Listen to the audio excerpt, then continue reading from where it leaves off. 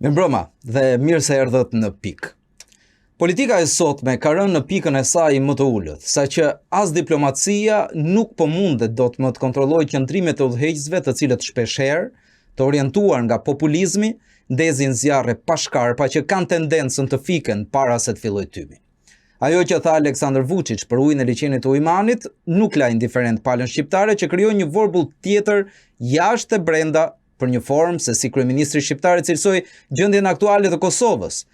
Ta konsiderosh atë të humbur për Serbinë. Nuk i pëlqeu shumë kujt që ndezi një tjetër zjarr, i cili indikuar nga rrymë ajrore politike e interesash, bën një tymnaj sa të madhe, aq edhe të dëmshme në këto ditë të nxehta.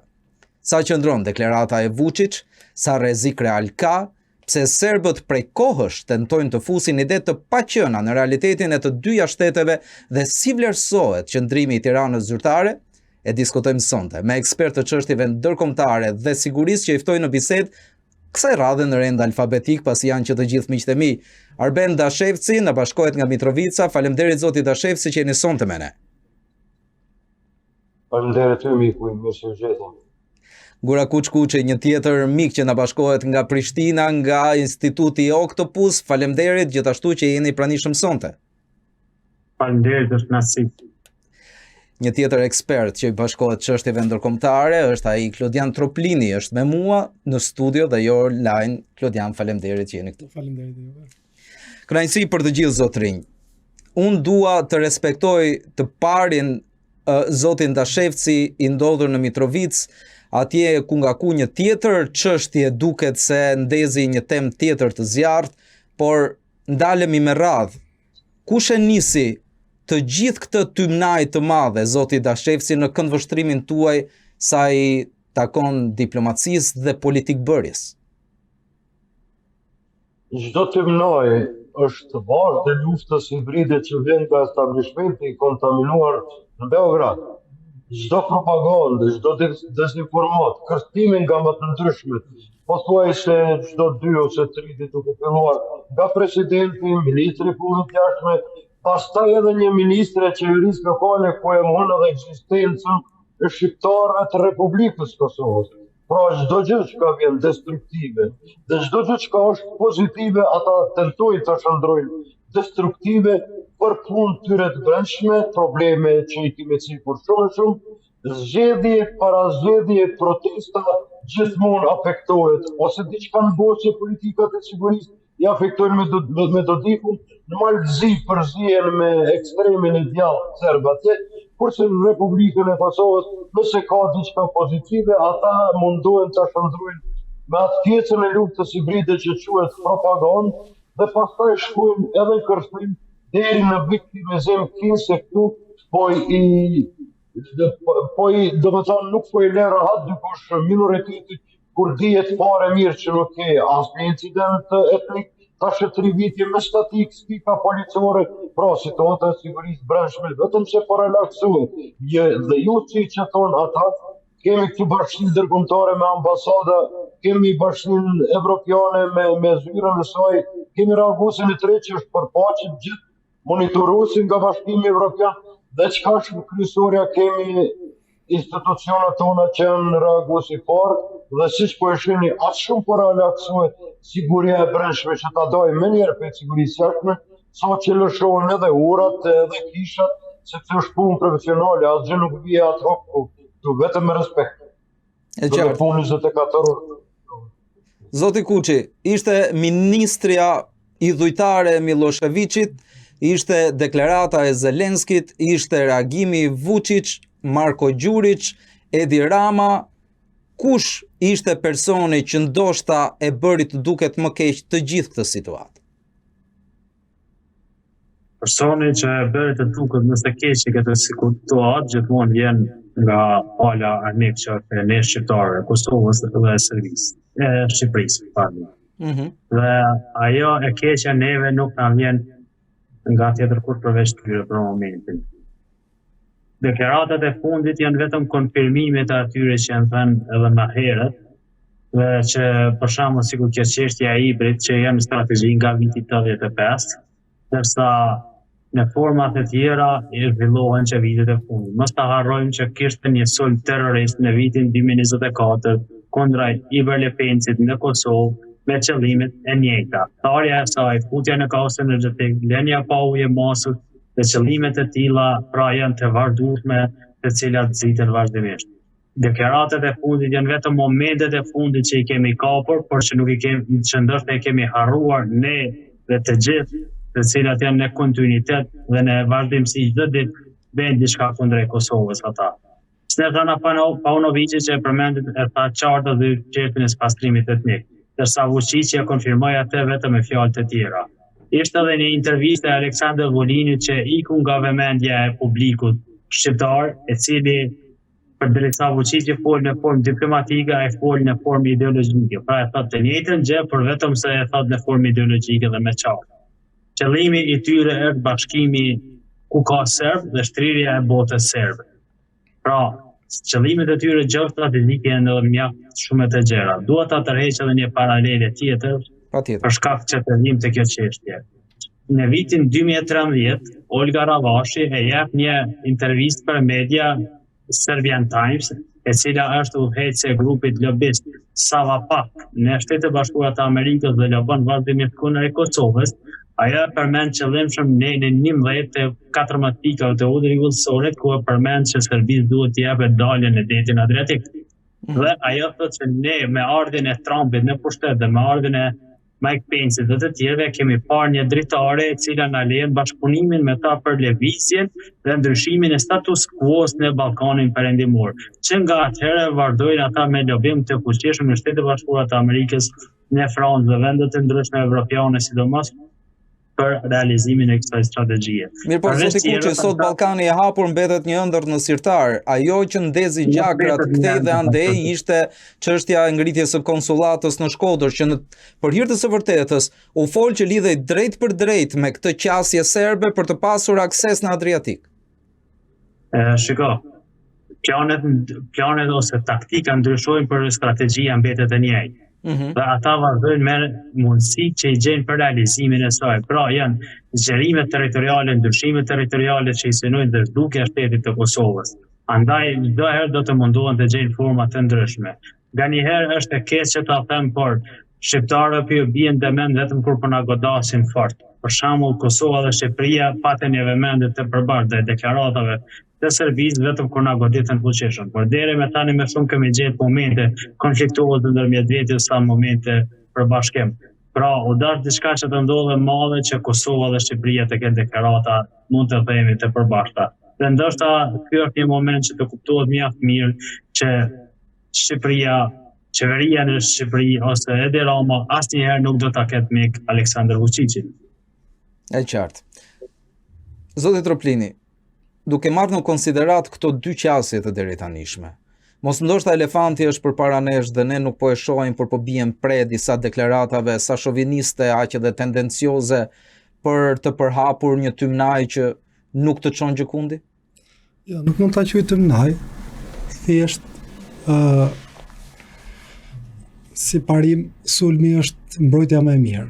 Dhe Serbia e kryen me saksi këtë gjë, gjithmonë në sulm, asnjëherë në mbrojtje. Është e habitshme. Ne nuk qëndrojmë as në mbrojtje, jo më në sulm. E pakta duhet ishim në sulm. Po si jemi as në mbrojtje.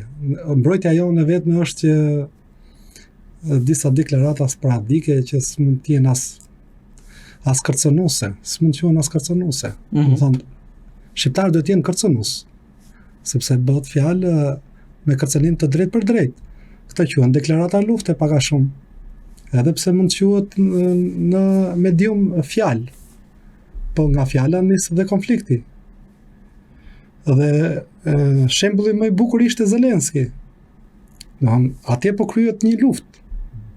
Pse duhet vinte të jepte edhe një deklaratë për luftë përsëri.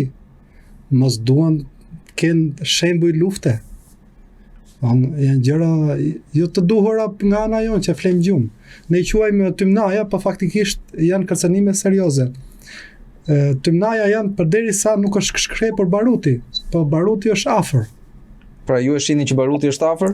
Është afër sepse ne asnjëherë nuk kemi bërë një sulm, qoftë edhe verbal, ndaj Serbisë. E qartë. Zoti Dashevci, ju kam veçuar ndër të tjerët për një deklaratë që më keni dhënë në programin që bëja më herët në një televizion A2 CNN.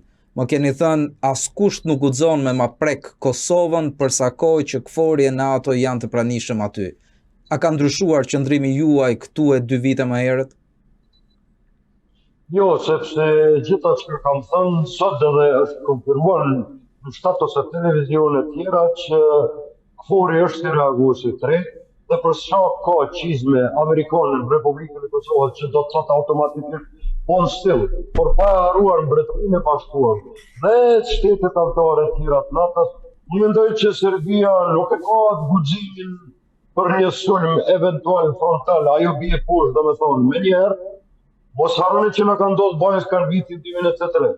Në vitin 2024 është prekur arteria kryesore e ujit për Republikën e Kosovës, ku 600.000 banore shuajtë në ecin dhe ftohen kazanet, domethënë, e termoelektronës Kosova.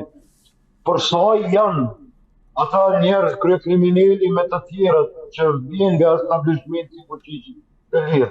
Normalisht ajo siguria e jashtme preket dhe për atë arsye dhe ne po qëndrojmë në statin e portokall dhe nuk po ndryshon. U prej kërcënimeve ose shantazheve të tyre. Mirë, unë mendoj që do ta ketë guximin ndonjëherë, eventualisht Serbia ta merr guximin për post se kjo lufta hibride ta sulmojë Republikën e Kosovës, qëndroj fort ashtu siç kam thënë. Edhe herën e kaluar, edhe siç kam thënë, siç e kam mbrojtur policinë e Kosovës gjithmonë që meriton më shumë, dhe ja sot ajo do të jetë aty në Urrë dhe në Kisha ose çfarë do pjekti tjetër fetor, sepse jemi shtet multietnik që respektojmë gjithë etnitë pa marrë parasysh racën e tij ose fenë, dhe kjo nuk meritohet vetëm me ad hoc, kjo meritohet me punë të madhe deri më shtat, sepse çdo gjë analizohet në ilësim. Edhe njerë, sa e kemi këtu Shtetet e Bashkuara të Amerikës dhe NATO, unë mendoj që Serbia nuk e merr atë guximin që tenton sikur në Bosnjë të përzihet maltëzi ose ta sulmojë edhe një Republikën e Kosovës, kur e dim që ende plot janë të shumë njoma, po gjenden në vareza masive gjithandej, dhe çka është më e keqja këtë Serbia e din, dhe prapë se prapë e zhvillon luftën hibride, por mbetet në luftë hibride dhe asesi na sulmoj, por siç e thanë edhe kolegë, ne bre duhet të jemi shumë racional me atë çka flasim. Kjo është siguria kombëtare në pyetje. Ne po qëndrojmë në një letargji me institucione, me ushtrues detyre gjithandej. Andaj si ka mundësi të foli diçka pa një diplomaci konsoliduar ose politik konsoliduar.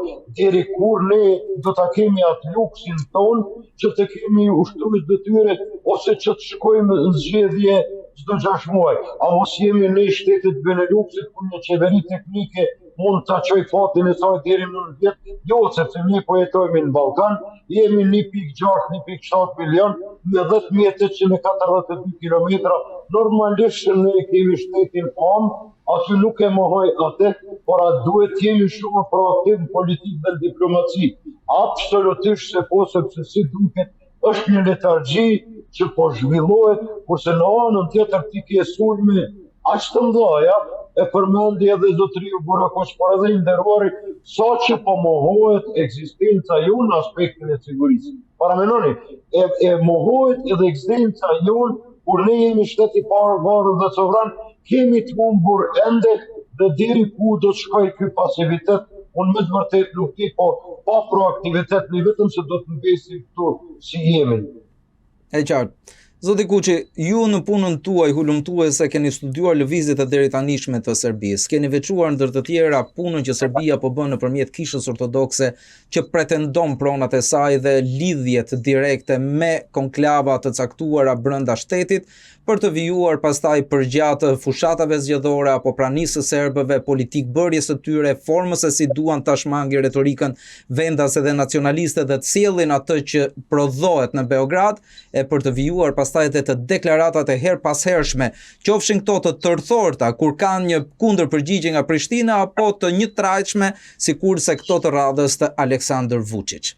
Çfarë ndryshon, sa reale dhe pse duhet që kryeministri i Shqipërisë nuk reagon në rastin e ministres që përmend një lloj gjenocidi që duhet të shkonte deri në fund sipas saj, nuk reagon në rastin e dytë atë të Zelenskit i cili nga Beogradi e konfirmon që s'do e njoh Kosovën, por duhet të reagoj këtë herë kur bëhet fjalë për ujin e pishëm, një kërcënim ndoshta real pragmatist i prekshëm nga të gjithë për qytetarët e Kosovës.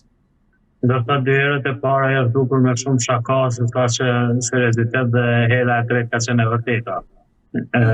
Por të themi që strategjia e Serbisë është ajo e cila është vazhdueshme kundra shqiptarëve. Ata do të thotë në baza ditore prodhojnë një lloj narrative të ndryshme e cila ka një qëllim të caktuar.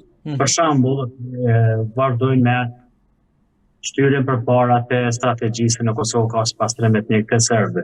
Të gjitha kishat ortodokse në Kosovë, tash me raja e Deçanit, monitorohen dhe sigurohen nga policia e Kosovës.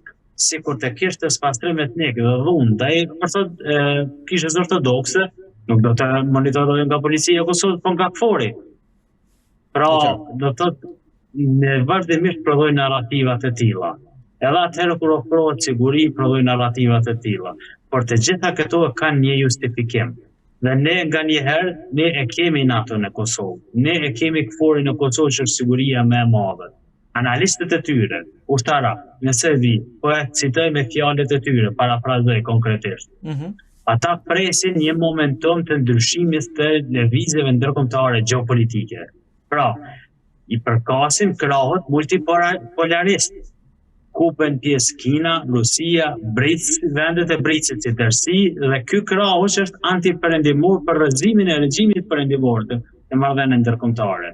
Dhe si e tillë, ata presin kur eskalon gjendja globale, që thonë edhe vetë ata, po e parafrazoj, që të reagojnë kur bota është një amulli kundrejt Kosovës. Për shembull, ka pasur mjaftueshëm deklarata në vjetëvitjen e parë të luftës ndërmjet Izraelit dhe Iranit, jo kjo e fundit, ku thënë, ndoshta është momenti i duhur që dhe ne të zhvillojmë një sulm ndaj Kosovës. Pra, ose sikur në rastin e Banjskës, kur e gjetën, do thotë kur kishte një lloj rehatie të sigurisë nga KFOR-i dhe Kosova, dhe ata ndërmorën një veprim i cili kishte synimin e ndryshimit të gjendjes reale në veri të Kosovës. Pashka nuk e arritën, por ishte synimi i tyre. Pra, këto janë perspektivat e tyre në kuadër të luftës hibride me deviancë në luftë konvencionale. Edhe Aleksandr Vučić në vitin 2023 ka thënë të njëjtën gjë. Ne presim të reagojmë kundra e Kosovës me ndryshimin e rrethonave gjeopolitike. Pra, deklaratat e tyre, qëllimet e tyre pothuajse janë të qarta, por që ne nuk po i ndjekim në kontinuitet, sepse jemi të dhënë duke u grindë me njëri tjetrën dhe duke marrë me çështjet e brendshme. Shumë. Dhe qëllimi i tyre është i vazhdueshëm. Sikur që ka qenë në balkonin e hapur që përmendëm më herët, edhe sikur tani. Pashka, serbët e krijojnë nacionalizmin e tyre bazuar në religjion. Dhe në këtë segment është i përfshirë edhe kisha ortodokse si një faktor kyç në realizimin e kësaj perspektive. Ne po harrojmë që realizimi i botës serbe në vitin 2023 është bërë në pajtim me kishën ortodokse, qeverinë e Serbisë dhe qeverinë e Republikës Srpskës. Dhe kjo ka ndodhur një muaj e gjys pasi e njëjta gjë ka ndodhur edhe në Ruski Mir në Rusi. Pra ka qenë e njëjta perspektivë dhe që nga atëherë duke u tentuar vazhdimisht të realizohet në gjithë Ballkanin perëndimor perspektiva e realizimit të botës serbe. Për shembull, ne kemi parë për fundës të fundit edhe tendenca ndaj Malit, Maqedonisë, Kosovës, domethënë edhe ky konflikti mund të themi i hapur përmjet Shqipërisë dhe Serbisë për çështjen e Kosovës. Nuk janë gjëra të reja për neve, janë gjëra që po i heqim nga vëmendja dhe janë gjëra të cilat nuk po na lejojnë ne të kthjellemi dhe të shohim se çfarë do të na ndodhë para syve tonë. Duhet të kemi parasysh të gjithë këtë nga perspektiva gjeopolitike. Vetë Vučić vjen një deklaratë, më fal nuk do të zgjat shumë, në një deklaratë tha që pritet shumë shpejt të eskalojë gjendja globale e luftës. Dhe ata këtë po e dëshirojnë, sepse edhe vetë Bolivia tha një gjë tjetër. Nëse Evropa është duke u përgatitur në vitin 2029-2030 për një luftë totale me Rusin, pse ne duhet të presim përgatitjen e Evropës. Është mirë të godasin të parë. Të njëjtën deklaratë e ka thënë edhe Putini, dhe ata këtë çështje duke e pritur, por që Serbia nuk është ai vend i cili mundet domosdoshmë ta fillojë i pari, por që po ekziston një frikë evropiane që mund të fillojë nga Ballkani Perëndimor. E qartë. Zoti Tashevci, meqense jemi të lufta, sa gjasa ka në këto kushte që në nisjen e një lufte të fuqive të mëdha, Serbia të ketë guximin sërish të godas Kosovën me praninë e trupave të NATO-s, zhvendosin e tyre drejt fronteve e gjithçka tjetër që duhet marrin parasysh. 4 herë ka përmend deri në ditën e sotme këtë ndryshime strategjike. Sot që vulli në shkuar edhe më lart, që i takon establishmentit direkt katopit Ballkanit. Ai ka thënë që të ndërmerren sulme edhe brenda Republikës Kosovës. I nderuar Erion, ne po harrojmë ose nuk po i përmendim institucionet tona të sigurisë që janë reaguar si po. Mos harroni se ekziston edhe bota tjetër, pa dyshim, pa asnjë pikë dyshimi se ata janë kaone e BRICS-it. Ata shkojnë dhe edhe më larg se që mendojmë ne, sepse ata mendojnë gjithmonë në mënyrë negative.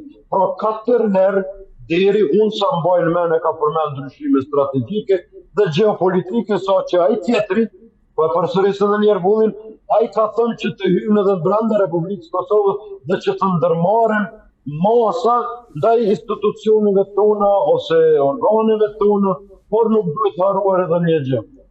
Që këtu është edhe pjeca demokratike, pra edhe bota tjetër përpas së BRICS-it. Normalisht që është pasiguri globale. Ai rendi i ri botror sipas meje vetë se është hartuar. Nuk ka çka hartohet, domethënë më. Kriza në Iran po shihet, 5 vite po bëhen luftë. Ku tash vendos, domethënë vëmendje Putini me gjithë atë logjistikë të humbur, me gjithë ato resurse të humane të humbur. Si një anë ose në anën tjetër me luftë kuçërinjes. Mirë po, nëse është zotimi të 7 pikësh i Trumpit, ende në fuqi, atër që kam qënë mund të mendoj ndryshe faktikisht, por thotë se nuk mund të preket asnjë centimetër e Republikës Kosovës. Dhe kur e ka thënë këtë? Këtë e ka thënë 7 herë deri më sot. S'fund herë e ka thënë më në fund nëntorit dhe pastaj e ka thënë në fund të janarit, që nëse keni probleme domethënë më thresni. Pra, Republika e Kosovës është kreature e Shteteve të Bashkuara të Amerikës dhe këtë nuk mund ta marrë askush, duke filluar nga George W. Pastaj George W. Bush i ri në fushkruj më 2007 kur thot enough is enough dhe duhet të pavarësohemi. Pastaj ka filluar edhe bombardimet nga Shtetet e Bashkuara të Amerikës në koordinim me Tony Blair nga Mbretëria e Bashkuar dhe pastaj edhe me të Obamën edhe të tjerët, edhe me Biden kur ka qenë senator dhe president, por edhe me Trumpin, strategjia ose e tyre është që Republika e Kosovës është shtet i pavarur dhe sovran. Janë edhe deklaratat e shumë të departamentit amerikan të shtetit, por dhe të Pentagonit, kush e donë miqësinë me Amerikën, domethënë nuk ka luftë, ka perspektive ekonomike dhe unë drejtën ta them duhet mbështetjen të një president i një shteti më të fortë në botë, siç është Shtetet e Bashkuara të Amerikës, sepse ato 7 pika janë ende në fuqi dhe janë përdorshme për publikun dhe kjo është faktikja dhe po mundojmë faktikën të them. Atë çka e tha Gurakushi dhe çka e tha Zotnia definitivisht se qëndrojnë. Jemi në atë luftën hibride dhe i presim ndryshime strategjike. Na kanë dhënë 2 herë deri në ditën e sotme, 2023 dhe 2024. Vallë thua kjo nuk na mjafton. Neve në aspektin e sigurisë që mos t'i përzihem as geopolitikës, nësë aspektin ndërkombëtar, vetëm aspekti i sigurisë i përmbyll gjitha. Është sulmuar një herë Republika e Kosovës për një shtet tjetër me sulm terrorist. Na ka humbur jetën një rreshter që do të thotë uniforma e Republikës Kosovës. Dhe pastaj është sulmuar edhe arteria kryesore. A nuk duhet ishim ne shumë proaktiv kundër çdo kërcënimi? Nëse ai e thotë sonte diçka, të gjithë diplomacia jonë duhet jetë proaktive dhe e mobilizuar ta thotë atë vërtetën, sepse ti tek e fundit je viktim dhe je e vërteta, dhe jo të luash rolin e letargjisë në pikë dimi sikurse Ariu në gjumë. Kjo është absolutisht e papranueshme për mua, vetëm në aspektin e sigurisë e kam këtë fjalë. E qartë.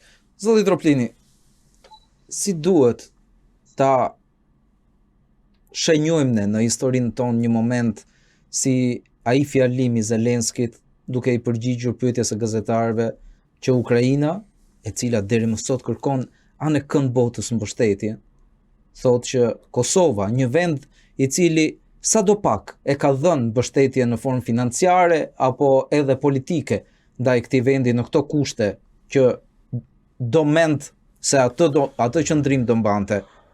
Si ta përkthejmë ne atë deklaratë të tij, atë formë të ftohtë të përgjigjes që dha përpara gazetarëve? Zelenski ka bërë llogarit, nuk është se erdhi dhe bëri një deklaratë. Cilat janë llogaritë e tij? Llogaritë e tij. Serbia është prodhuesi më i madh i armëve konvencionale, mbas Italisë. Do predha fishek, ka industri që vlen diku ke 10 miliard çdo vit. Amerika po i ndërpret furnizimet dhe Evropa kundrejt Ukrainës. Do thonë, dhe ata kanë resurse të kufizuara.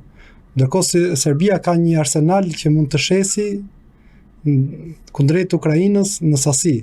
Mos harrojmë që para pak kohësh ra një cargo avion në Greqi që ishte me armatime, thuhet, që bonte kontrabandë Serbia. Serbia është prodhuesi i madh i armëve konvencionale, mina, çdo gjë që i duhet, dinamite, që i duhet luftës. Dhe Zelenski deklaratën e ka bërë për të ushqyer me armatim. Domethënë ka bërë llogari ushtarake, pragmatiste, jo politike. Besoj se nuk ka ardhur për politik fare aty, ka ardhur vetëm për biznes, për të marrë atë çka i duhet.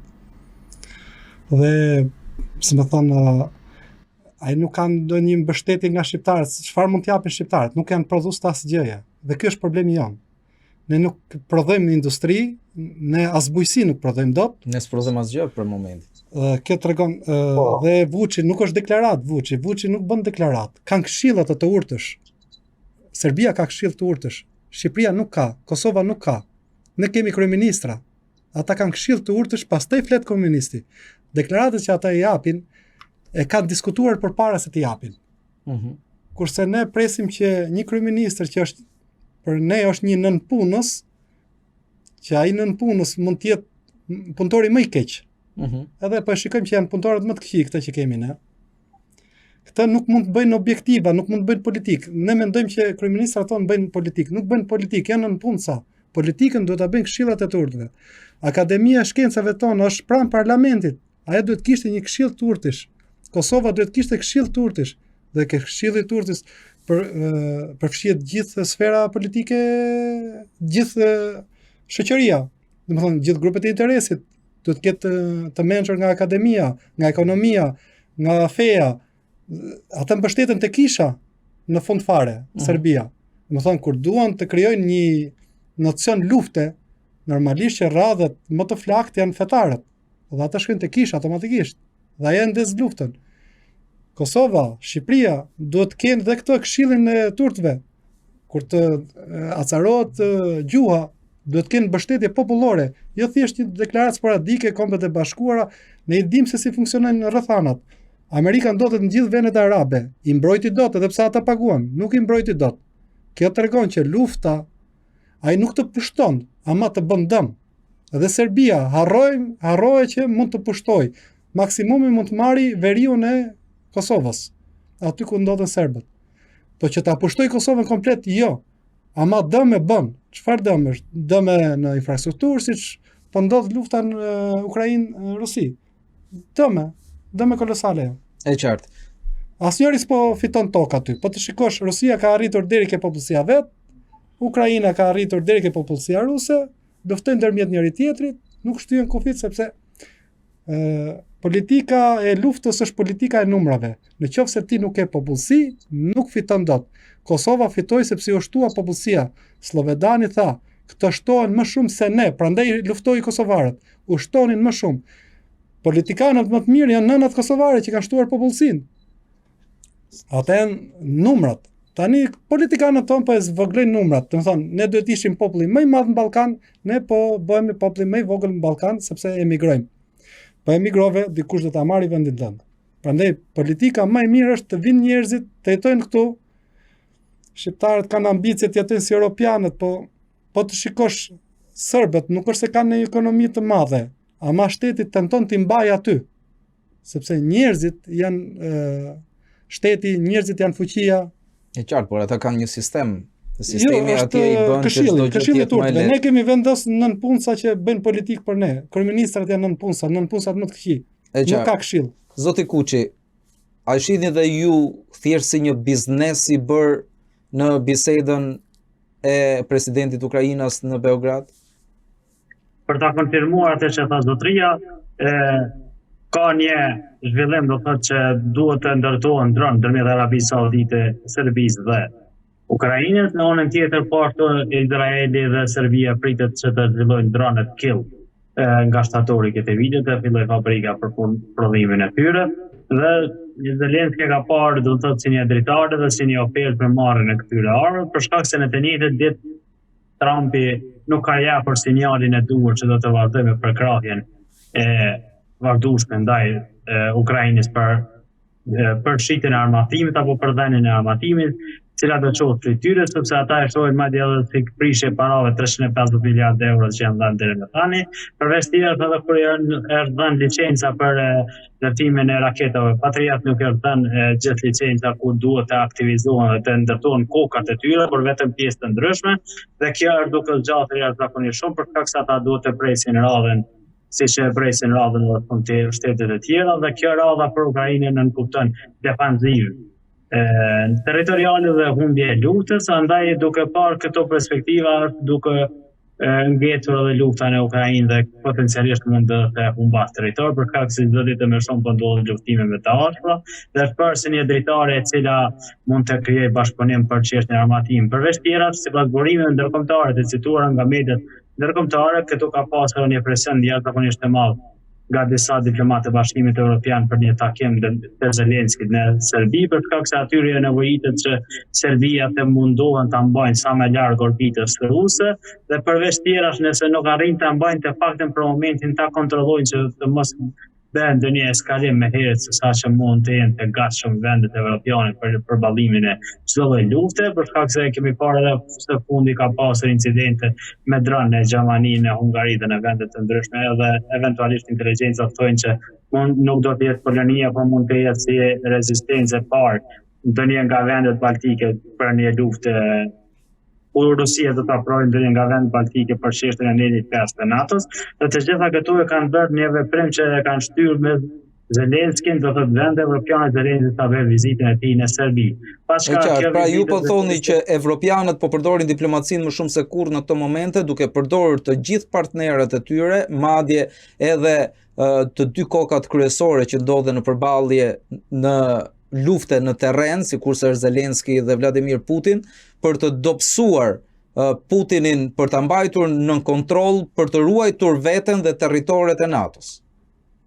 Po, ata janë duke përdorur një Zelenski për çështjen e tillë, diplomacia frenimit që quhet kjo, dhe përveç tjera gjatë kësaj periudhe ata po janë duke riarmatosur dhe duke u mobilizuar jashtëzakonisht shumë, madje janë duke realizuar Schengenin ushtarak që quhet, për çështje administrative, çështje rrugore, kurorëzore dhe çështje të ndryshme që kanë të bëjnë me transportin e armëve brenda vendeve evropiane. Në anën tjetër po ato kanë edhe rritjen 2030. Gjermania do thotë ka marrë një vendim që Bundeswehri duhet të jetë i gatshëm për një luftë, për një eskalim të gjendjes së luftës deri në vitin 2029 së largu, ndërsa deri në vitin 2035 vetë NATO-ja ka marrë një vendim që të gjitha vendet NATO duhet të arritin në 5% shpenzimet e GDP-së të tyre për çështje ushtarake. Pra, për momentin Ukraina dhe Zelenski janë duke u përdorur ndoshta në diplomacinë e frenimit dhe Zelenski ka rënë keq në këtë çështje për shkak se për momentin deklarata e Zelenskit për çështjen e Kosovës nuk e ka vendosur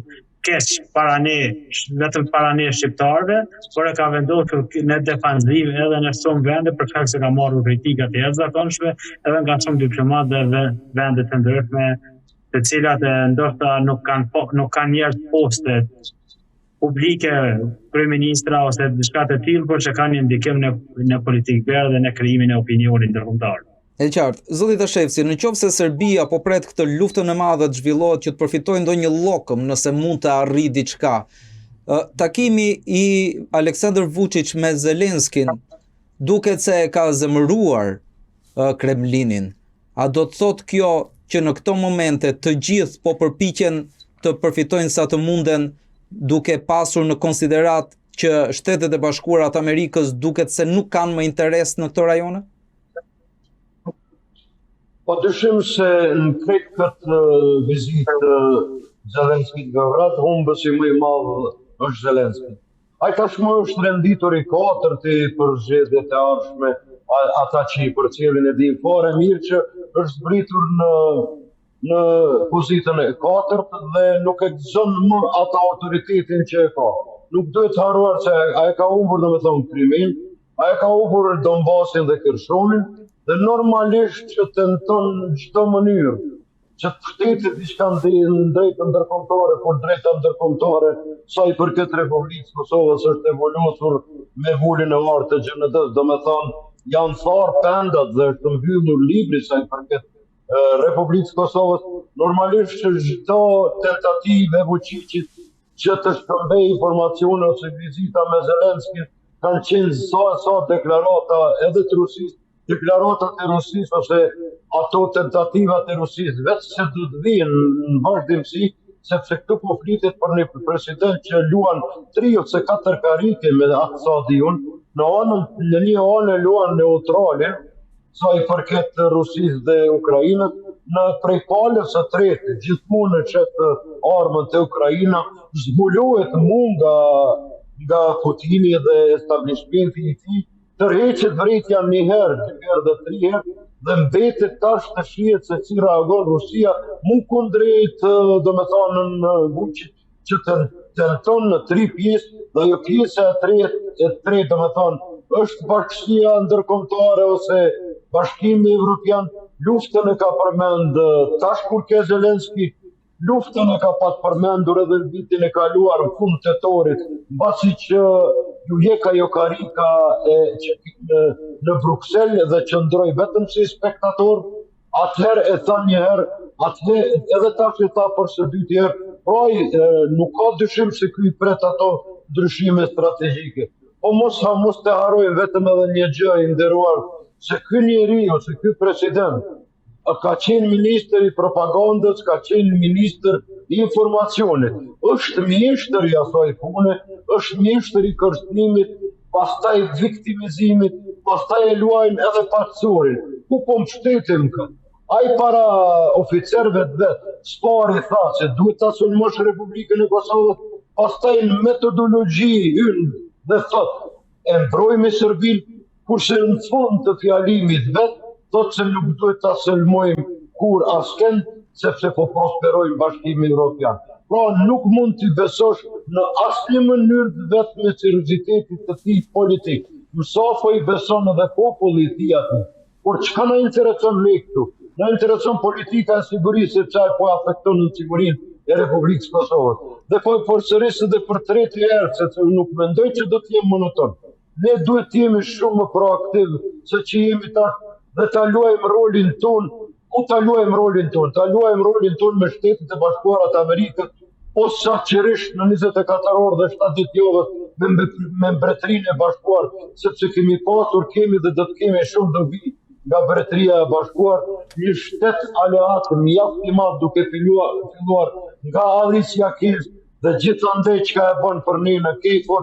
Andaj ne duhet të kishim ndërskamsa politike sa ta zgjedhim ndonjë një qeveri, apo për siguri kombëtare të jemi gjithë bashkë. Normalisht që është e dytja vlen për të dëshiruar, por ajo pjesa tjetër që po quhet pjesa BRIC, për Republikën e Kosovës do të mbitet gjithmonë e njëjta. Mu siç është Irani me shtetin e Shqipërinë, njëjtë mendon Irani edhe për Republikën e Kosovës, se nuk e ka njohur Republikën e Kosovës. Kina njeh ekonominë më shumë, por i përshtatet Serbisë. Mos flasim tash për Rusinë ose Bielorusinë ose Brazilin që nuk na përmend fare hiç dhe nuk do na sesi të ndiq diçka për Republikën e Kosovës.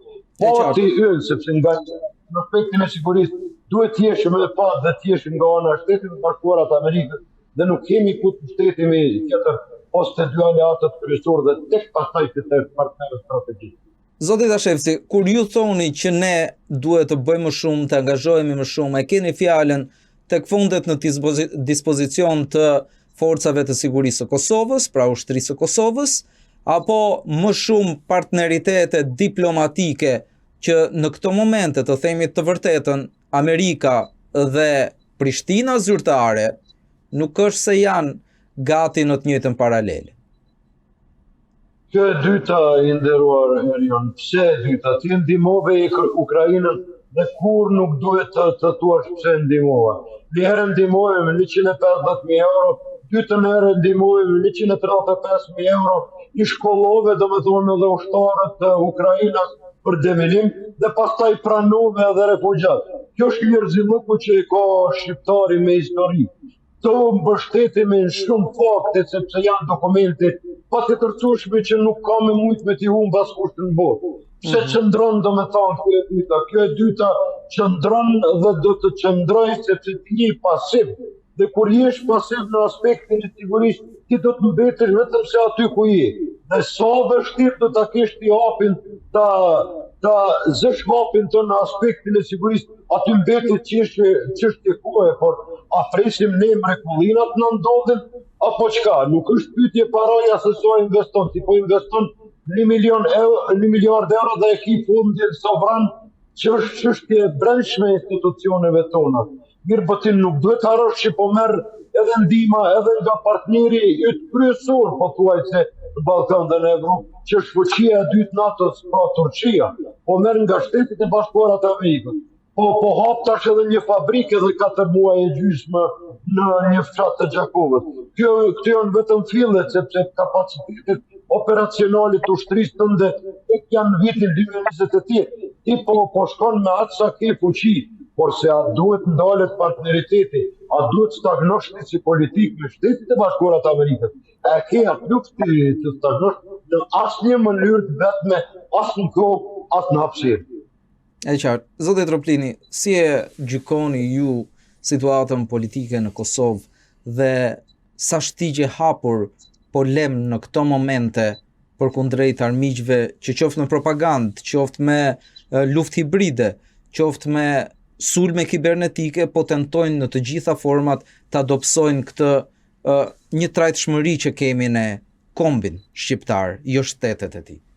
Faji për Kosovën nuk është i kosovarëve, e kanë bërë pjesën e tyre, domethënë krijuan pavarësinë me ndihmën e shumë shteteve.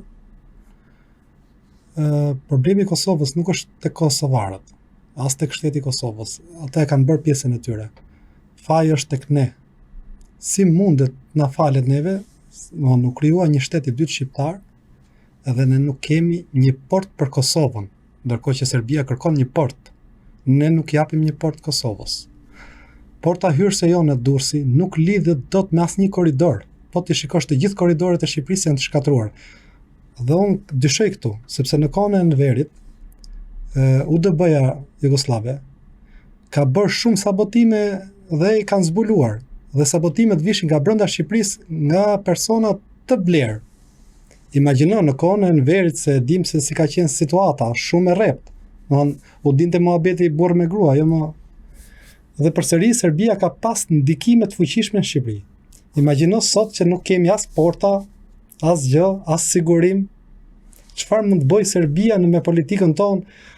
Me thënë drejtën, edhe parti politike mund të krijojë Serbia këtu dhe ne ta votojmë.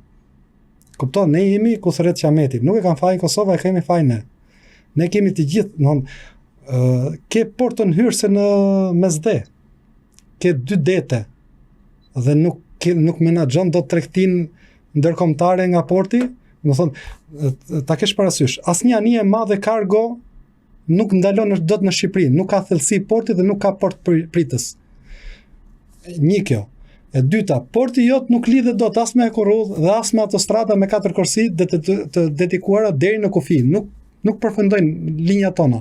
Kjo është me qëllim shkatrimi i Shqipërisë. Unë jam i sigurt që këtu ka, si më thonë, UDB-ja bën dasëm këtu.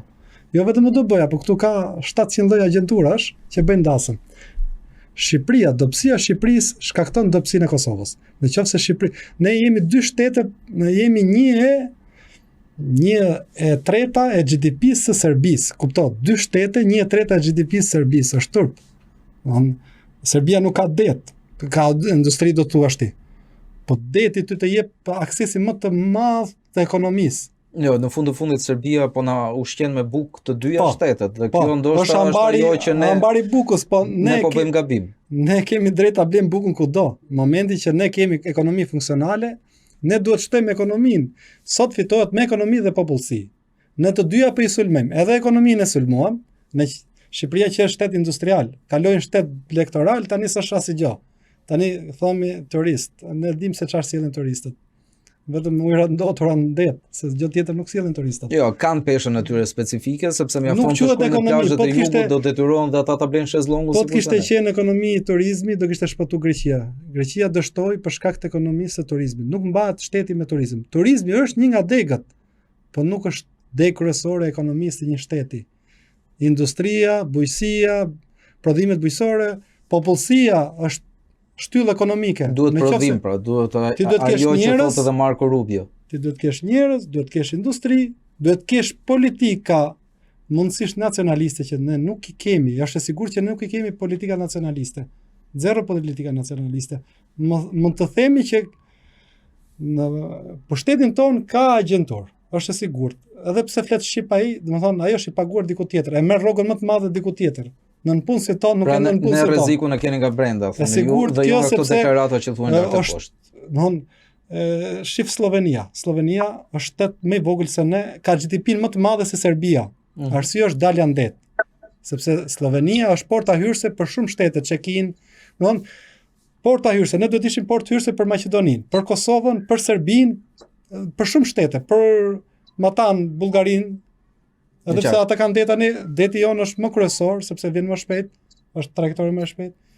Ne duhet të ishim portë hyrëse, ndërkohë tani gjithë korridori është spostuar nga Pireu shkon drejt në Serbi. E bëri korridorin Greqi, bile s'pa kaluar në Kosovë fare, kalon Maqedoni, Serbi direkt, e anashkaloi komplet Kosovën. Domethënë, domi popullit tonë janë politikanët tonë. E qartë. Zoti Kuçi, i referohem reagimit të sotëm të kryeministrit Rama që ndezi një tjetër zjarr apo padashje nxiti një tjetër shashk. Serbia e ka humbur Kosovën. Shpreha e ka humbur duket se i rritoi shumë kënd. Si u duket juve? Shikon, do të nga një herë nuk duhet të kapim me gjithmonë të fjala, sepse ndoshta nuk e ka menduar mjaftu shumë mirë se Serbia e ka humbur Kosovën. Ka pasur fjalën për vitin 1999, nuk është një shprehje që po përdoret për herë të bardhë, ndoshta nuk duhet ta kapim për fyti. Për shkak të një fjalie të thënë, sigurisht se fjali nuk është e duhur, sepse realisht Serbia ka kolonializuar Kosovën nga viti 1912 dhe pastaj prapë pas luftës së dytë botërore dhe ka kapur dhe ka bërë ndryshime në masë të madhe të popullsisë, madje ekzistojnë dokumente ku ka lagje për lagje, qytet për qytet, fshat për fshat, kush janë kolonizatorët e parë në Kosovë. Ato libra e kemi edhe në gjuhën shqipe, edhe në gjuhën serbe, sepse vetë arkivuesi i tyre, mbledhja e tyre ka qenë serb. Dhe si e tillë të Kosova me shumë ka është pjesë e Shqipërisë në kuptimin e saj që e kanë nda me zëri, kanë nda tokat shqiptare, se sa në çështjen që Serbia ka humbur. Serbia realisht e ka pushtuar Kosovën, e ka mbajtur me dhunë, e ka mbajtur gjithmonë me synimin e spastrimit etnik dhe me njeftrirje të tërësisë territoriale. Sot sigurisht që ata nuk kanë synimet e njëjta kundra e Kosovës në shtrirjen e njëjtë territoriale. Do të ishin shumë të kënaqur që të merrnin verimin e Kosovës dhe një pjesë të lindjes së saj, siç e synojnë dhe siç e kanë qitur pikat e tyre që nga pas lufta në Kosovë, sepse planet e tyre të tanishme mund të duken për neve të reja, por realisht nuk janë të reja nëse i shfletojmë dokumentet, sepse kantonizimi i Kosovës, ndarja e Kosovës në projekte që nga viti 2000, dhe si e tilla atëherë janë duke tentuar dhe tani të zhvillojnë. Përderisa deklaratat e tilla nganjëherë nuk duhet që t'i kapin për vytë, dhe unë nuk jam ai që për momentin do ta kundërshtoja. Për shembull, Ramën do ta e kam kundërshtuar shumë në opinionin e tij që e bëri me Vučićin për çështjen e integrimit në Bashkimin Evropian, ishte një qendrim i panevojshëm, ishte një opinion i panevojshëm, por në deklaratë e tillë për momentin nuk nën kupton që ajo ka bërë me qëllimin e keq kundër Kosovës. E qartë, zoti Tashevci, jemi në muaj ngusht, temperaturat janë të larta, piku i sezonit, piku i thashe themnajës që ndërtohet në Mitrovic, sepse nuk e di pse çdo vit në këtë sezon serbët mësyn për lumin Ibër, për urën e ndërtuar në të dhe fillojnë të hedhin lloj-lloj supozimesh që ndoshta trazojnë gjakrat. A ka rrezik vërtet që duhet ta marrim seriozisht apo ta lëm edhe këtë në lumin e fjalëve që në fund të ditës i merr era? Padyshim se kjo situatë që ka derivuar tash 3 vite nuk ka ardhur rastësisht, por ka ardhur me punë të institucioneve tona të sigurisë ku janë gatshëm në çdo vend të Republikës Kosovës, në këtë rast edhe me ata lumit Ibër, ku reagimi policor në aspektin e sigurisë publike është 9 deri në 11 minuta. Këtë duhet të ishte shembull edhe për regjione të tjera të Republikës Kosovës. Kur e keti bashkëpunimin qytetar polici dhe shkon e lajmëron edhe ndeshjen më të vogël në komunikacionit. Polici i lagjës apo policimi i komunitet bëhet më smiri se qendra të tjera të Republikës Kosovës, atëherë unë mund të them se kjo siguria publike ose siguria e brendshme që quhet policia e Kosovës me instanca të tjera të sigurisë e ka bërë tashmë punën e saj dhe në këto 2 ditë gushtit në cejta vjen ai lajmi kur kjo policia e Kosovës i reagon si parë e merr atë përgjegjësinë graduale me kurzim dhe monitorim, sepse është monitoruar gjithmonë edhe nga reaguesi i dytë, por edhe nga reaguesi i tretë, por këtë ka bërë me respekt dhe me punë, sepse nuk ka incidente etnike. Normalisht që gjitha tjerat janë ato fjalë që u përmendën tash prej fillimit dhe deri këto momente sa po flasim për establishmentit kontaminuar domethënë atje në Serbi, se asgjë çka është pozitive këtu në Republikën e Kosovës nuk do të kalojnë as 5 ose 6 orë. Ti menjëherë do ta shesh ndonjë lajm nga që vjen nga ai shtet, vjen domethënë nëse ti shiqon edhe opozitorët e atij shteti ose ekspertët më të lartë të atij shteti, të gjithë domethënë e kritikojnë se çka tha ai para 2-3 vite, normalisht që kjo nuk është e realizueshme se çka do të bënte drejtat ndërkombëtare për lumenjet e tjerë në botë, domethënë diçka e paralizueshme, por duhet të adaptohemi domethënë me këtë luftën e hibride. Siguria vetë se ka mundur pa sigurinë në aspektin e sigurisë brendshme, duhet të gëzohemi gjithë secili kësaj pune, sepse nuk ka hekur askush në aspektin e sigurisë si ky qytet. Kjo rrugë që sot po simbolizohet dhe do ta ketë vetëm simbolikën e saj, në anën e saj djathtë ke edhe 2-3 ura që mund të shkosh në pjesën ku është edhe ura e Kurudhës, domethënë, në anën e majtë ti mund të shkosh deri në Xhupin Potok dhe i ke 11 ura tjera, çka po mbet këtu? Këtu po mbet vetëm simbolika e së keqes që ka qenë dhe po shndrohet diçka normale, ku vajtje ardhi ka pas deri në fund dhe unë shpresoj që edhe policia e Kosovës të redukohet në atur dhe që ta kemi atë qarkullimin e njerëzve, shërbime dhe mollrave pa asnjë problem dhe gjithë retorika serbe nuk do të ndalet sepse ata do të vazhdojnë, sepse pozitiviteti nuk ju konvenon, por faktikja mbetet faktike. E qartë. Besoj tham të gjitha. Zoti Tashevci, faleminderit, zoti Kuçi gjithashtu, edhe ju zoti Troplini, kënaqësi që u kisha në studio. Nuk ka asnjë rrezik retorik e përhershme. Duhet patjetër që ndërgjegja të jetë e kthjellët, sy të mbahen hapur, por këto i takojnë kryesisht institucioneve këtej dhe andej Morinit. Betet për tu vlerësuar ndërkohë ajo që po ndodh në Kosovë, situata politike, apo i lështeg këtyre pretendimeve, thashethemeve, propagandave, mos u largoni e diskutojmë pas pak.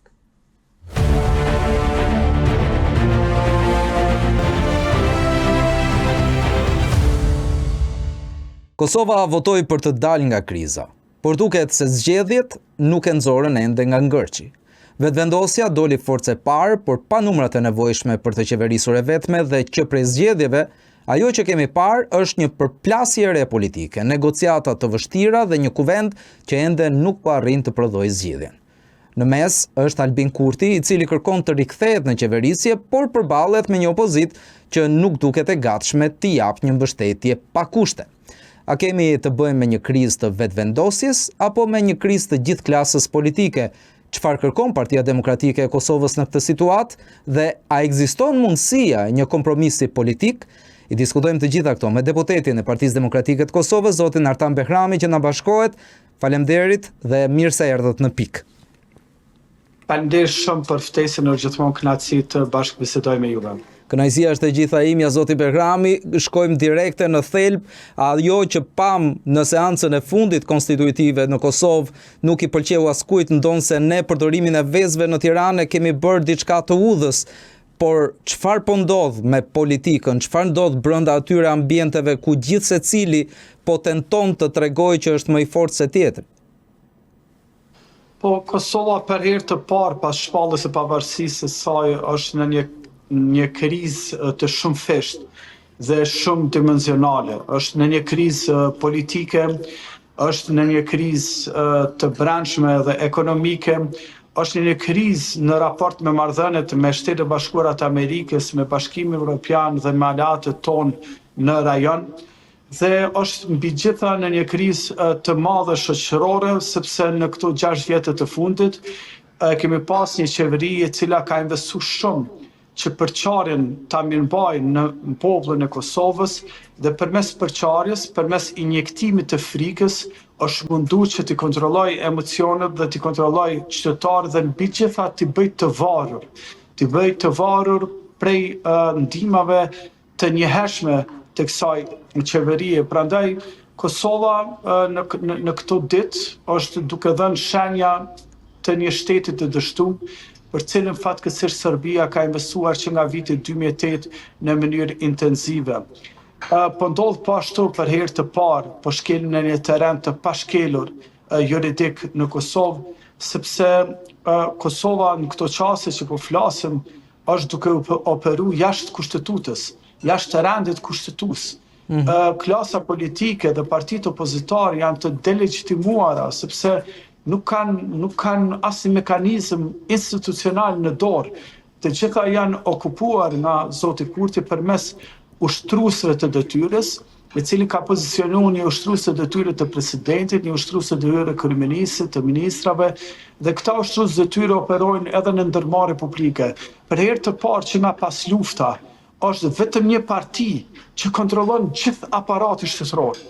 Pra në të kaluarën duhet ta pranoj që ka pas gabime të tilla, ka pas një tendencë për të kapur disa institucione, po dhe aty ka pas një shumëllojshmëri të partive politike duke bërë balancën e duhur politik dhe demokratik. Dhe tani për herë të parë në histori kemi vetëm një parti që kontrollon gjithçka në Republikën e Kosovës dhe sot jetojmë dhe jem duke operuar jashtë sistemit politik dhe juridik të Republikës Kosovës, sepse nuk kemi kuvend.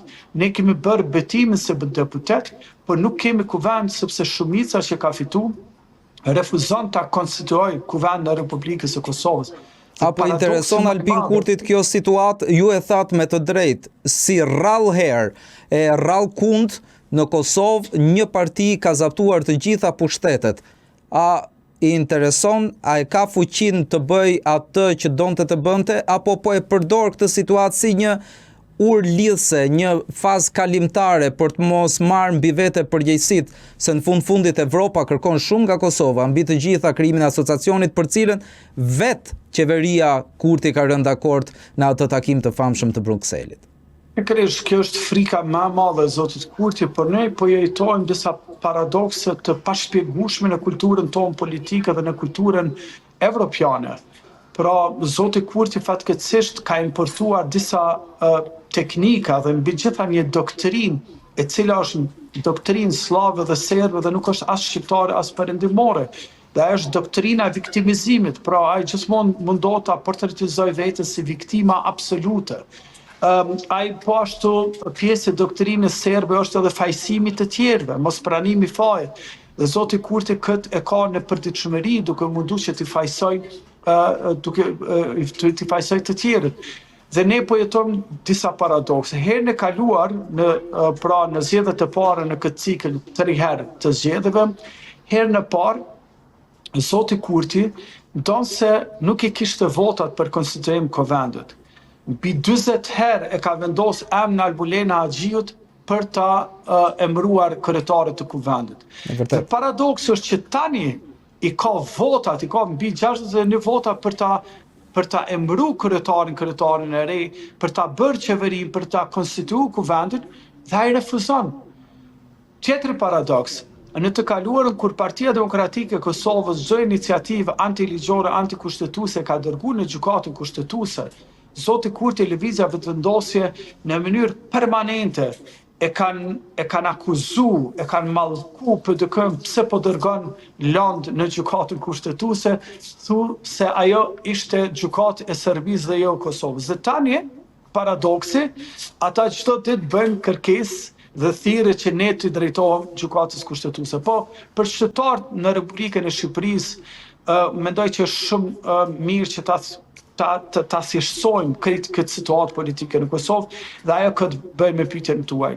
Zoti Kurti po mundohet që të imponoj krizët e mirëmbaj një krizë politike permanente, ku ai gjithmonë është në pushtet, si ushtrues detyre, ku ka mekanizmin e fuqisë, ku ka mekanizmin e parave, ku i ka xhipat e blinduar 500.000 euro vetëm një, ku ka sigurimin biletat pa pare, ku mund të abuzoj me parat publike për të blerë vota, dhe në anën tjetër mos të marrë përgjegjësi për marrëveshjen më të dëmshme në historinë e Republikës Kosovës, të cilën vetë ka pranuar në Bruksel dhe në Ohër.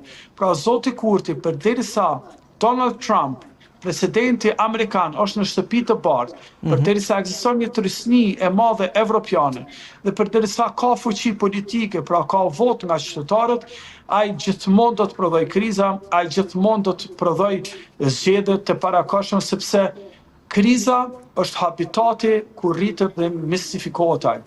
E qartë, Zoti Berhami, më lejoni t'ju të rejt një paralele me Tiranën, se ndonë se Zotit Kurti nuk i pëlqen shumë homologu i tij Rama, duket se po ecën në të njëjtën trajektore, duke dashur që të zhvlerësoj dita ditës opozitën dhe gjithë meritat edhe viktimizimin, pse jo, t'ja kaloj partisë së tij vetëvendosje. Mos ndoshta po rrezikoni që edhe ju si opozitë të dobësoheni duke krijuar ndasi të skajshme deri diku, duke mos u bërë bashk dhe t'i jepni atij më tepër hapësirë dhe si rrjedhoj të humbisni më shumë pushtet? Po, unë mendoj që ekziston në parim një analogji, megjithatë partitë politike në Kosovë janë ndryshe të funksionojnë në një mënyrë krejt ndryshe, pra ne nuk i kemi këto dy polët si në Shqipëri që janë shumë të fuqishme, pra fuqia politike tek ne është të shpërndarë në shumë parti politike dhe besoj që deri sot kemi qenë një opozitë emancipuar, sepse ne kemi heqdor nga dhuna politike, nuk kemi dashur të kopjojmë ato ngjarje të shëmtuara që dikur Zoti Kurti i ka bërë për të sfiduar shtetin e Republikës së Kosovës. Mirë po tani që ai ka suspendu kushtetutën, në rendin kushtetues, ligjet e Kosovës, ne patjetër që duhet të drejtohemi qytetarëve dhe rrugës, sepse nuk kemi alternativë tjetër, nuk kemi mekanizëm tjetër. Ne nuk kemi kuvend. Zoti Kurti ka mbyll dyert e kuvendit për deputet si unë, ndonse ajo është vendi punës time. Dhe pashmangshëm që ajo na dërgon në rrugë, po unë besoj që qytetarët e Kosovës tashmë e kanë parë. Tashmë e kanë parë që Zoti Kurti nuk mund të ashes rranën e njerë për 4 herë. Sepse ato që po bën Zoti Kurti me këto argumentimit të tij është fyrje ndaj inteligjencës së qytetarëve dhe dëshmi e gjallë që Zoti Kurti edhe me tutje beson, është i bindur, ai mendon që qytetarët e Kosovës janë analfabet funksional, dhe ata mund të gënjesh sa herë që do dhe mund të manipulosh si të doj.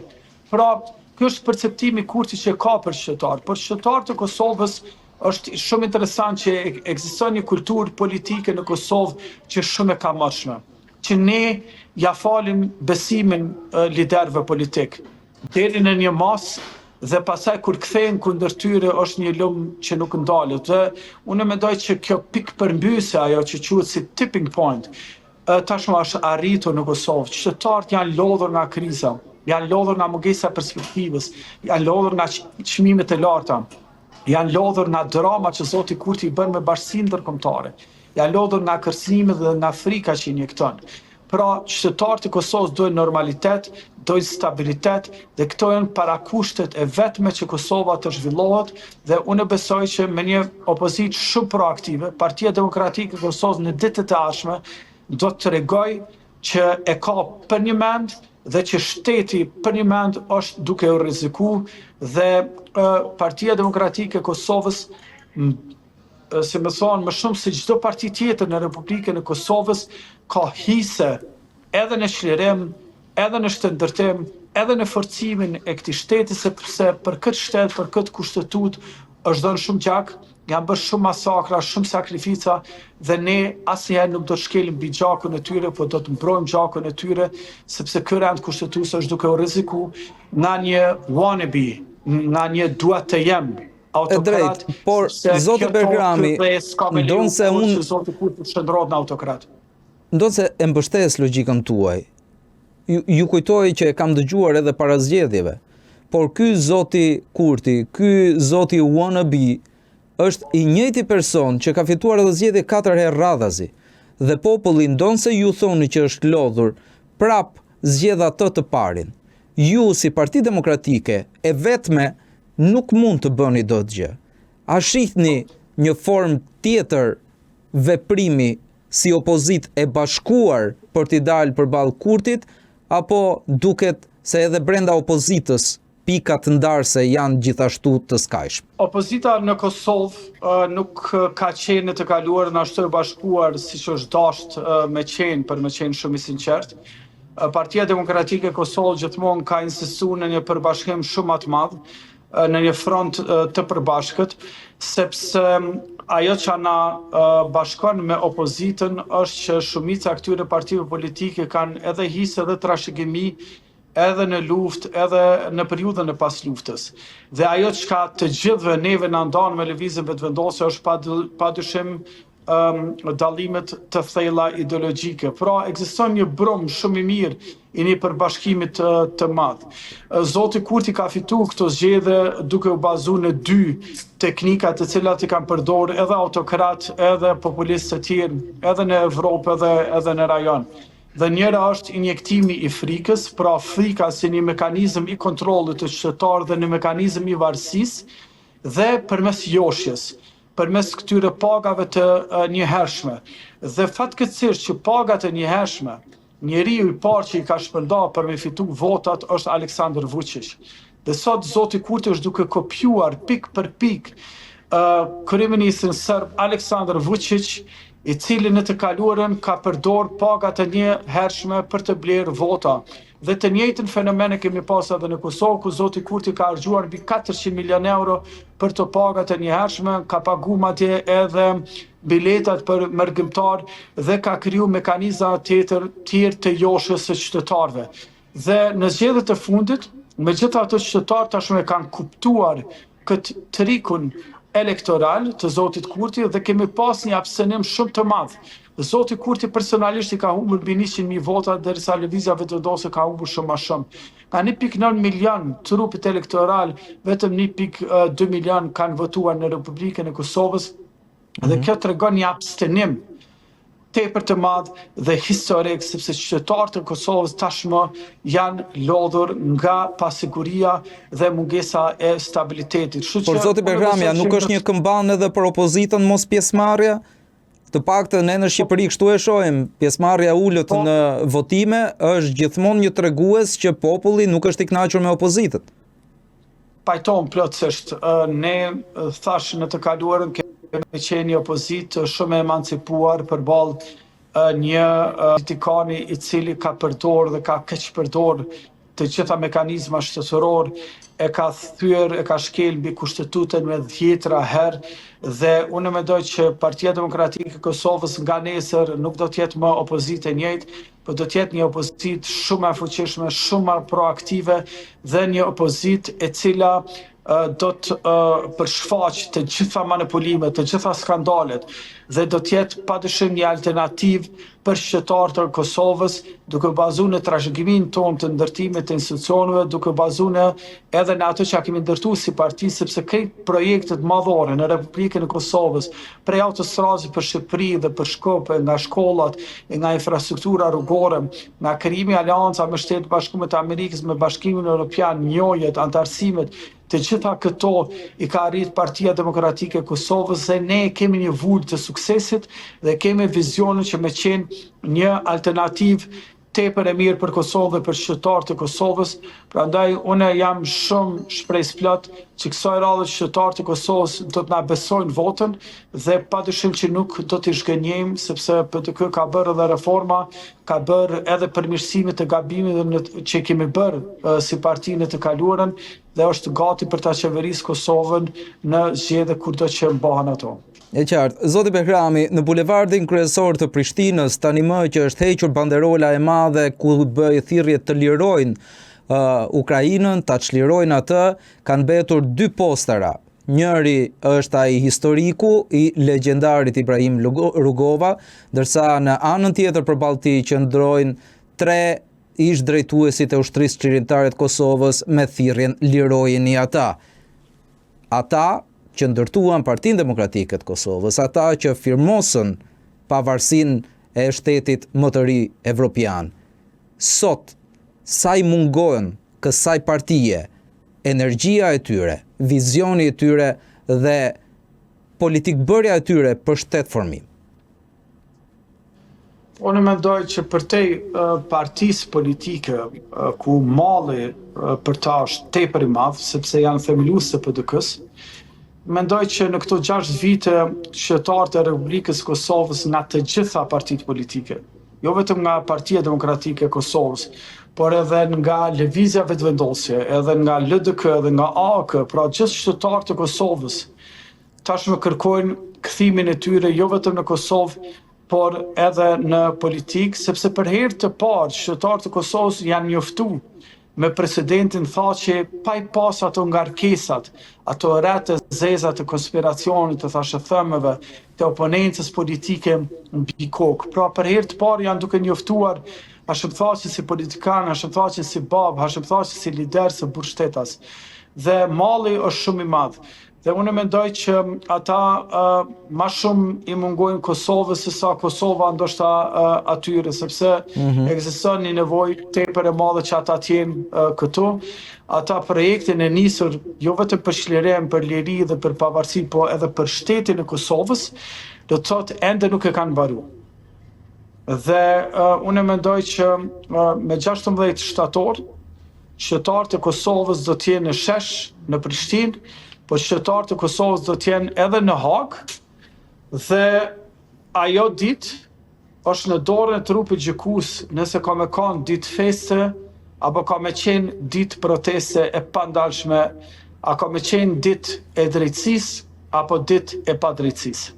E qartë, 16 shtatori duhet të jetë dita e shqiptarëve që shkojnë sa në Hagë, ashtu edhe në Prishtinë për të bërë thirrje drejtësisë që të jetë e prerë në verdiktin e saj dhe t'i shkoj pranë të vërtetës dhe jo atyre që tentojnë ta transformojnë atë. Zoti Behrami, ishte kënaqësi që ju kisha sonte në pikë. Faleminderit që ishit me ne. Ju faleminderit shumë juve për ftesën edhe mirë pafshëm dhe mirë dëgjofshëm. Gjithë mirat. Çfarë mendon ndërkohë pala tjetër vetvendosje për ngërçin politik? Na ndiqni.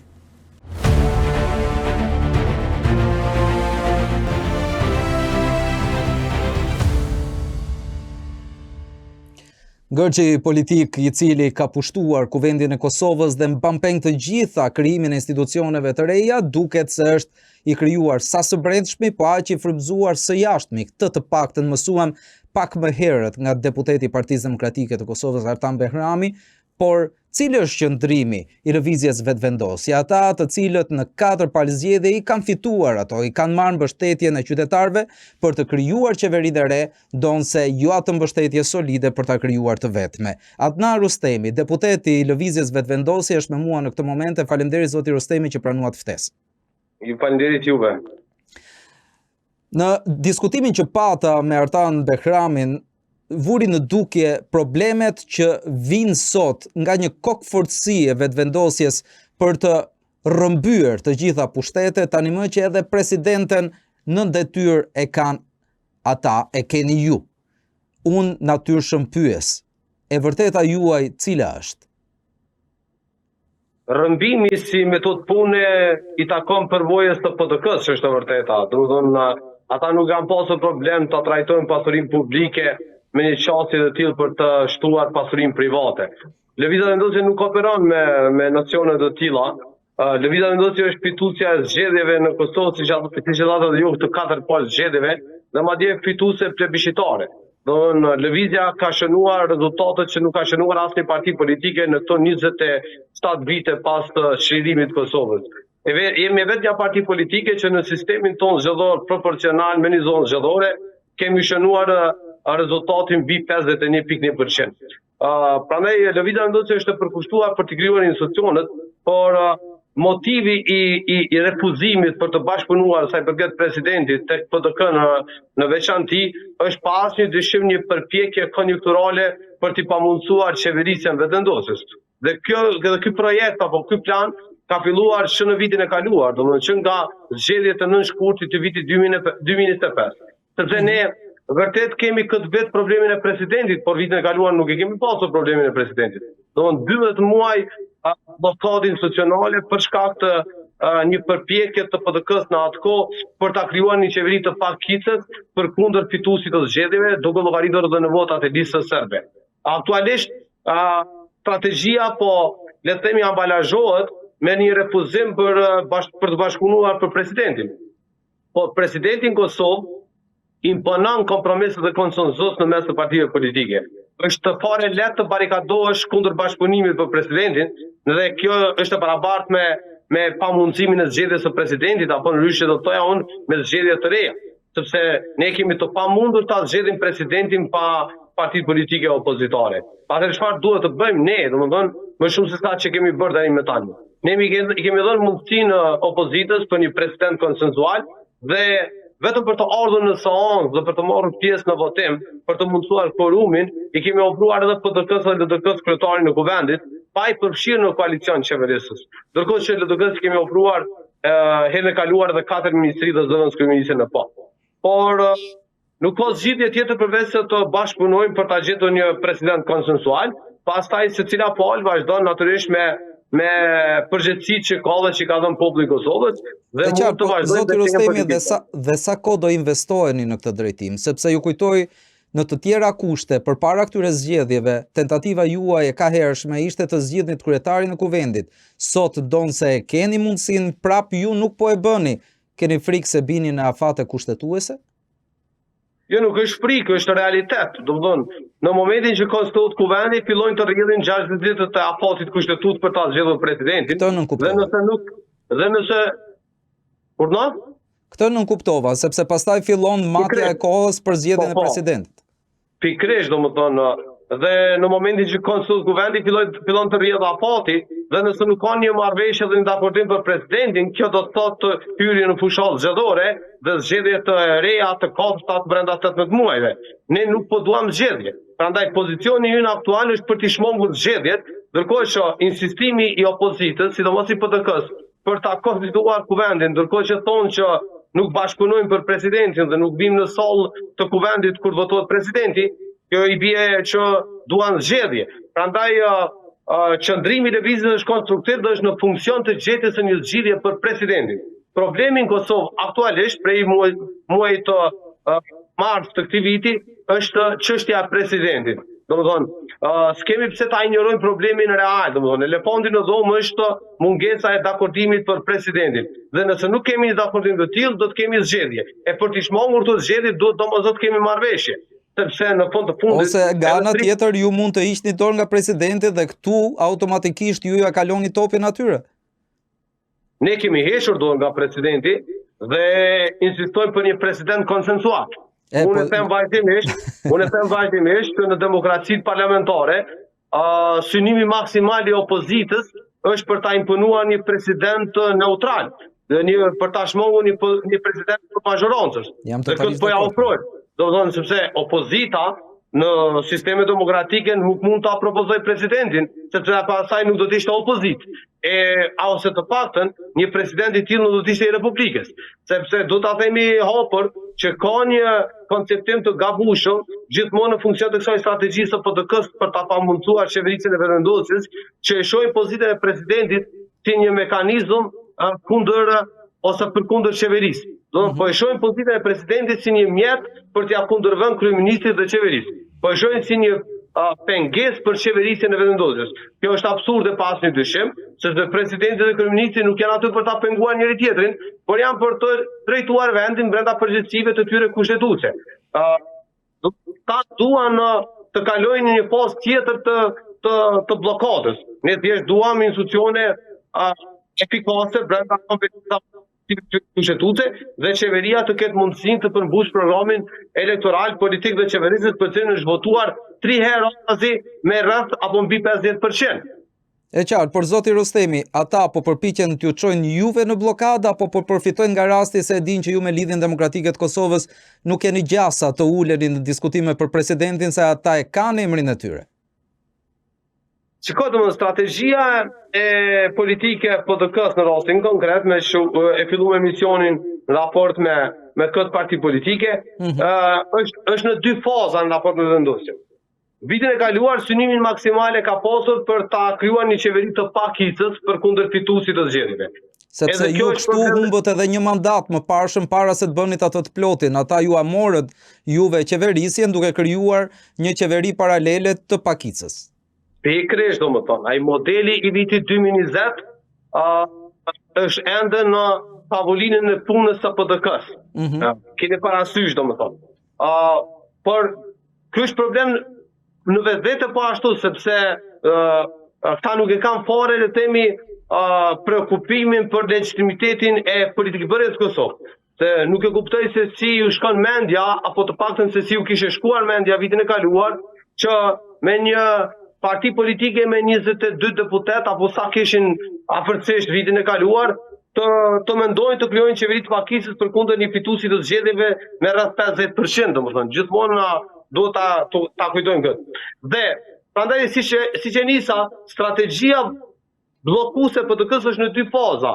Nëse nuk arrin të krijojnë qeveri të pakicës, që kësaj here nuk kanë mundësi, nuk kanë vota, atëherë ta pamundsojnë qeverisjen fuqiplote të vendosjes. Domethënë ta mbajnë të tillë, domethënë qeverinë e detyrë, ta bllokojnë për mos të jetë efikase, për të mos jetë themi me mandat të plot për ta përmbushur programin qeverisjes dhe politik. Domethënë ata po na kufizojnë përmbushjen le themi të programit për cilin jemi votuar.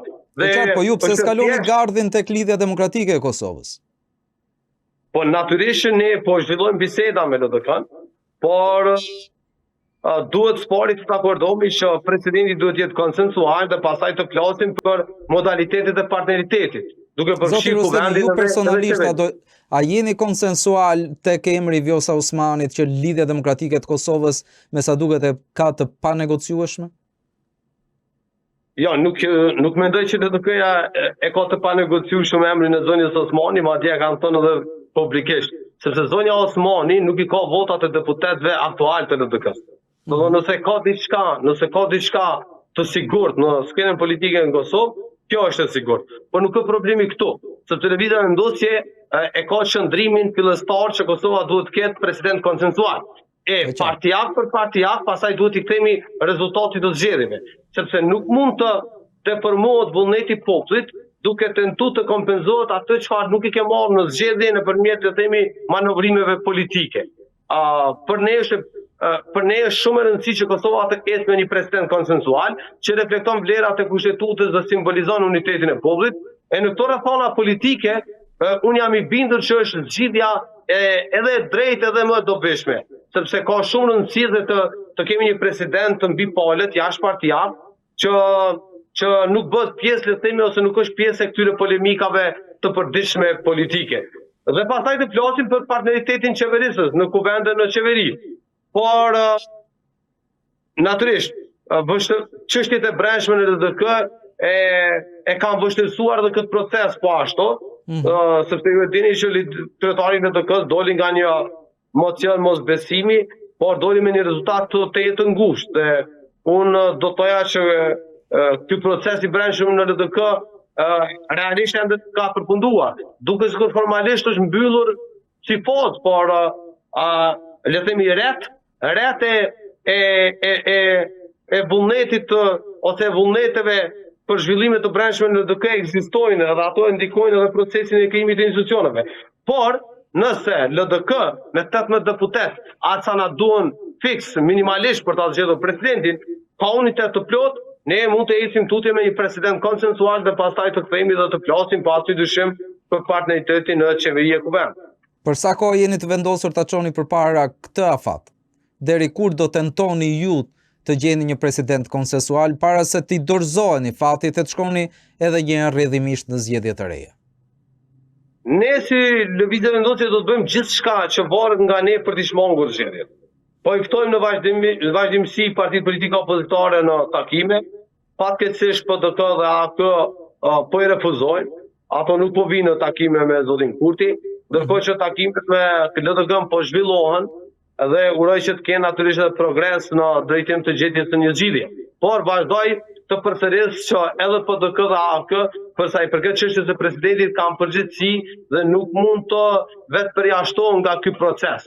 Ato mund të qëndrojnë në opozitë, askush nuk e konteston këtë pozicionim, por pozicioni opozit vlen në raport me qeverinë, nuk vlen në raport me presidentin. Presidenti edhe ashtu nuk është fol pushteti dhe edhe me Kushtetutën e Republikës Kosovës është mbi palët dhe atëherë le të ulmi bashkërisht dhe ta gjejmë një figurë që e reflekton këtë rregullim kushtetues dhe që le të themi e kalon krizën aktuale politike. Pastaj nuk mund të parashoh se deri ku mund të shkojë le të themi kjo situatë, por për lëvizjen e ndodhjes brenda ditës, brenda javës mund të gjejmë zgjidhje po pat vullnet politik në kampin opozitor. E qartë. Deri në atë moment ju mbeteni fituesit. Fituesit që nga ana e vet i lejohet edhe kokforcia në disa raste, ndonse në demokraci duhet kompromisi për të ecur përpara të vetëm.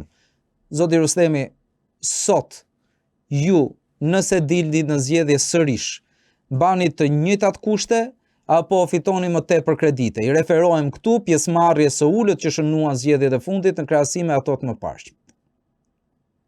Nuk kemi bërë vlerësime të tilla për zgjedhje eventuale, ne vazhdojmë të besojmë që zgjedhjet nuk janë zgjidhje dhe duhet të bëjmë gjithçka që është në dorën tonë për t'i shmangur ato.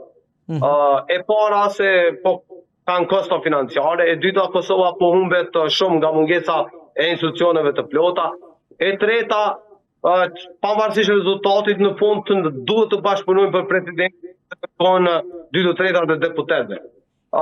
Por më lejoni të them një gjë. Që kjo mbas e vlen pak edhe për opinionin e Shqipërisë.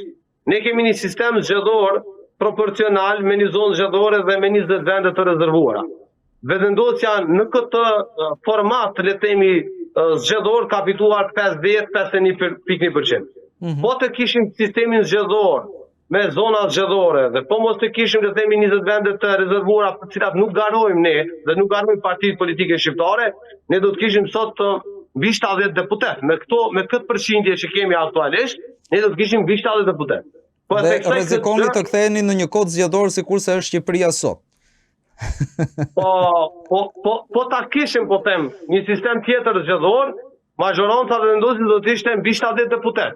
Po e theksoj këtë vetëm për ta dëshmuar që fitoria vendosjes në kontekstin aktual politik në Kosovë, me sistemin aktual, me kufizimet kushtetuese, është një fitore jashtëzakonshme.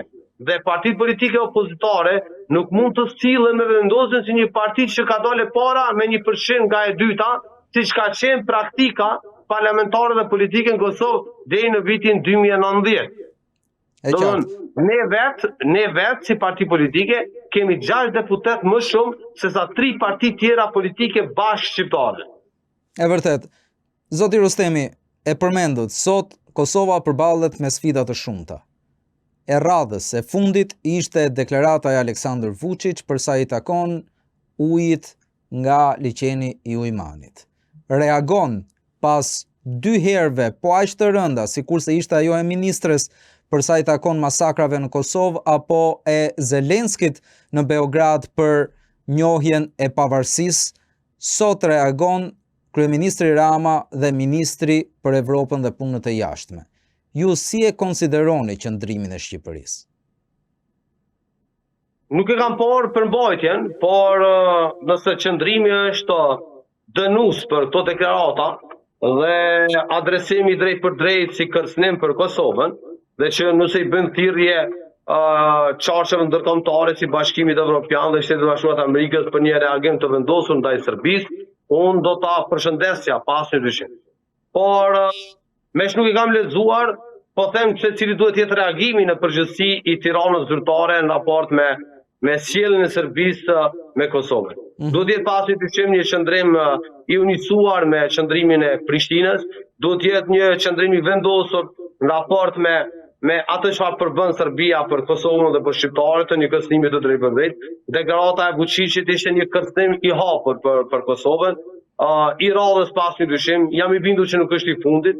Ne duhet ta dënojmë ashpër në planin ndërkombëtar, por është edhe një tregues që duhet ta forcojmë veten mekanizmat e sigurisë, por duhet ta forcojmë veten si këmbë, që është e vërteta. Sepse kur bëhet fjalë për raportet me Serbinë, gjithmonë duhet ta kemi parasysh që duhet kemi raporte të shqiptarëve me Serbinë, jo vetëm të Kosovës, sepse historia na ka dëshmuar këtë gjë që Serbia ka probleme të pakapërcyeshme për patëkesh me shqiptarët në Ballkan. E qartë. Për ju ishte zhgënjyese deklarata e Volodimir Zelenski në Beograd për njohjen e pavarësisë së Kosovës? Ishte e papranueshme pas një dyshim. Nuk i di rrethonat aty, por që ne kemi reaguar edhe si qeveri dhe si ministri e jashtme, por duhet ta theksojmë një gjë. E para që në këtë konfliktin, luftën në mes të Ukrainës dhe Federatës Ruse, Kosova dhe shqiptarët në përgjithësi qëndrojnë në pozicion të qartë në përkraje të Ukrainës, në përkraje të boshit perëndimor përkundër edhe kundër Federatës Ruse. Dhe në anën tjetër Serbia është vendi vetëm në Evropë që nuk i ka vendosur sankcione Federatës Ruse. Serbia vazhdon të përpiqet të përfitojë në të dy krahat, në një anë financohet e armatosën nga Rusia e Kina, e në anën tjetër përpiqet të përmirësoj figurën apo të përfitoj financiarisht nga perëndimi. Edhe analogjitë që mund të ketë pasur në mendje Zelenski me krimin janë krejtësisht të pashëndrueshme, të pabazuara. Kosova nuk ka asnjë le të themi përngjasim me situatën apo me rastin e Krimit, por që po ishte e papranueshme, ishte edhe zhgënjyse në të njëjtën kohë, por duhet ta theksojmë që Kosova qëndron në krah të perëndimit të kundër Federatës Ruse. Zoti Rustemi, faleminderit që ishit sonte me ne në pikë. Ju faleminderit shumë, ju uroj punë të bardhë dhe suksese. Gjithashtu. Faleminderit juve që na ndoqët. Ju kujtoj që programi i radhës është nesër në orën 20 me të tjerë të ftuar dhe tema që arrin pikun. Natën e mirë bashkë.